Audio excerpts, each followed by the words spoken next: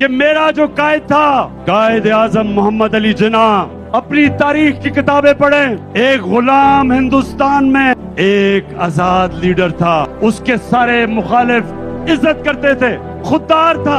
कायद आजम के बड़े बुरे दिन थे। 1937 में एक सीट जीते, वो बड़ी आराम की जिंदगी गुजारे थे लंदन में। वहां से वापस आए। इलामा इकबाल ने उन्हें कहा था कि मुसलमानों की आपके बगैर लीडरशिप नहीं आती। तो कायद आजम जब वापस आए तो एक सीट मिली। उनका लंदन से एक दोस्त मिलने आया, कहता आप इतनी आशी की आराम की जिंदगी गुजार रहे थे, तो क्या आपको अफसोस नहीं हुआ कि सब छोड़ के और इधर आए और देखें इतना बुरा रिजल्ट है। उन्हें अपने दोस्त को कहा कि मैं सिर्फ एक चीज चाहता हूँ, जब मैं अपने अल्लाह के पास जाऊंगा, और उन्होंने अंग्रेजी में ये कहा कि मैं अल्लाह से ये सुनना चाहता हूँ कि अल्लाह मुझे कहे कि well done mister Jinnah, you tried your best. Jinnah साहब, शाबाश जिन्ना, तुमने अपनी कौम के लिए पूरी कोशिश की।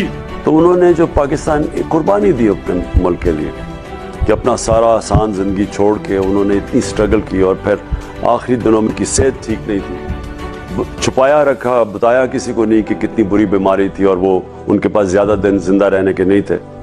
वो भी छुपाया इसलिए कि अगर उनके मुखालफिन को पता चल जाता तो उन्होंने सिर्फ डिले करना था और हो सकता पाकिस्तान ना बनता। तो जितना भी हम कायद आज़म को उनका शुक्रिया अदा करें वो कम है। कायद आज़म की जद्दोजहद को अगर हमने जस्टिफाई करना है, हमने उनकी रूह को खुश करना है, तो हमें हकीकी आज़ादी के लिए पूरी जद्दोजहद करनी पड़ेगी।